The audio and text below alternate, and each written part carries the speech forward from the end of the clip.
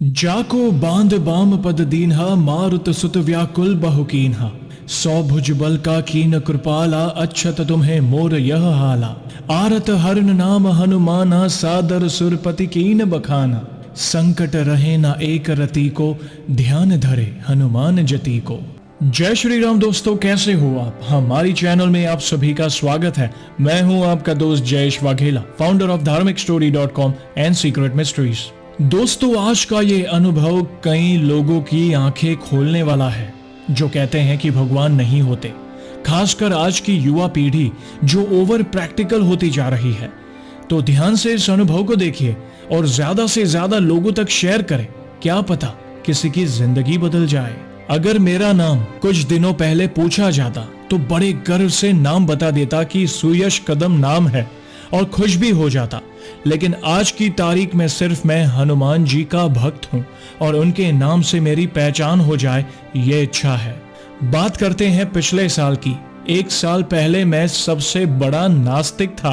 बस गणेश उत्सव में गणपति जी विराजमान होते तो ऐसे ही हाथ जोड़ता था।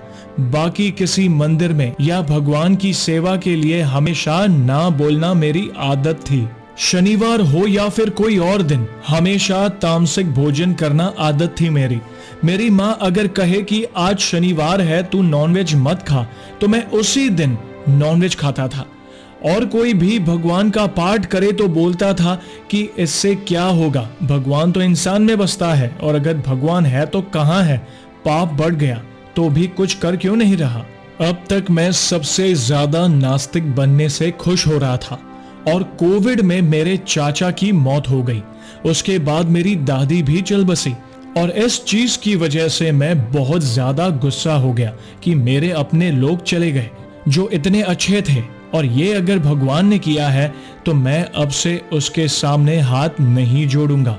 गणेश उत्सव का समय था लेकिन मैंने एक बार भी हाथ नहीं जोड़े। गुस्सा बढ़ रहा था। मैंने भगवान की तरफ देखना बंद कर दिया था और उसके बाद शुरू हुआ मेरी लाइफ बदलने का सिलसिला। मोबाइल तो हमेशा यूज करता हूं मैं और ज्यादा टाइम यूट्यूब पर कुछ ना कुछ देखता रहता हूं। और एक दिन अचानक मुझे यूट्यूब पे एक सजेशन आया। वो था हनुमान जी का हॉटस्टार का एनिमेटेड शो का ट्रेलर।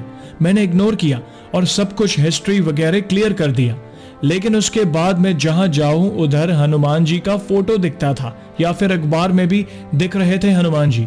और एक दो हफ्ते बाद फिर से वही ट्रेलर दिखा और उसके बाद मुझे पता नहीं चला कि क्यों मैंने वो ट्रेलर देखा और बाद में वो मूवी भी देखी।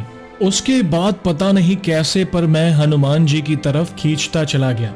मैंने हनुमान चालीसा क्या है वो देखा और एक बार हनुमान चालीसा को सुना भी और इतना ज्यादा आराम मिला मुझे कि मुझे पता चला कि इसमें कुछ अलग बात है। मैं टेंशन से जूझ रहा था लेकिन हनुमान चालीसा को सुनने के बाद ऐसा लगने लगा कि कोई है जो अब मेरे साथ आ रहा है या मुझे उसके साथ जाने के लिए मजबूर कर रहा है। दोस्तों, हनुमान जी इस कलयुग के सबसे जागृत देव हैं। हनुमान जी की शरण में जो भक्त जाता है कभी निराश नहीं लौटता। हनुमान जी के जीवन चरित्र और रहस्य से जुड़ी कई ऐसी कथाएं हैं जो ज्यादातर भक्त नहीं जानते।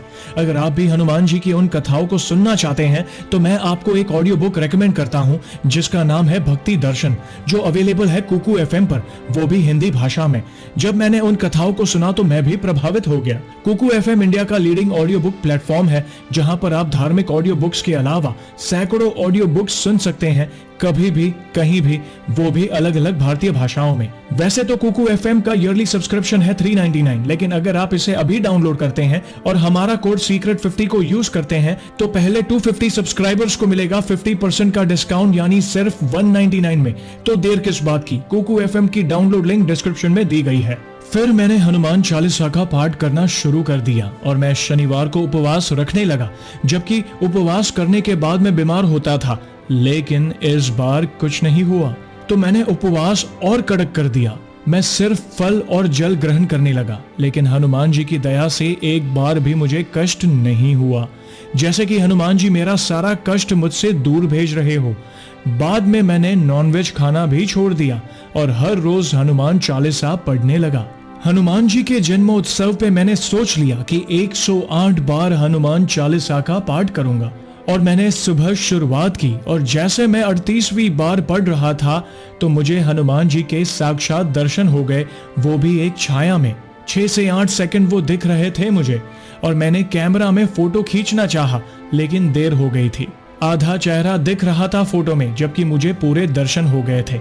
लेकिन प्रभु की कृपा से मेरी सारी परेशानी अब दूर हो गई है। जिस घर में मैं रहता हूँ उधर मुझे कुछ बुरी शक्तियां महसूस होती थी, लेकिन जब से हनुमान जी की शरण में गया हूँ तब से वो सब बंद हो गया है। अब तो किसी से डर नहीं लगता। तो ये था मेरा अनुभव कि 1 साल पहले मैं पूरा नास्तिक था, लेकिन प्रभु की शरण में जाने के बाद मुझ में इतना बदलाव आया कि मैं अब आस्तिक बन गया हूँ और अब मेरी परेशानी, मेरी बीमारी सब मुझसे दूर ही हो गई है। हनुमान जी बहुत ज्यादा दयालु हैं और हर वक्त अपने भक्त की मदद करते रहते हैं। तो दोस्तों, देखा आपने हनुमान जी की शरण में जाने के बाद कितना बड़ा परिवर्तन हुआ इस भक्त की जिंदगी में। हनुमान जी है तो सब संभव है। वे बड़े दयालु हैं। वे कभी अपने भक्त को गलत मार्ग पर नहीं भटकने देते। बस उन पर अटूट विश्वास रखें और अच्छे कर्म करते रहें। देखना, वे आपके सारे संकट हर लेंगे। तो ऐसे ही है हमारे बजरंगबली।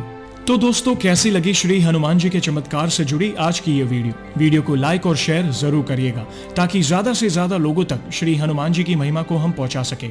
और जल्द ही एक और सच्ची घटना के साथ हम वापस लौटेंगे। तब तक जय श्री राम, जय हनुमान।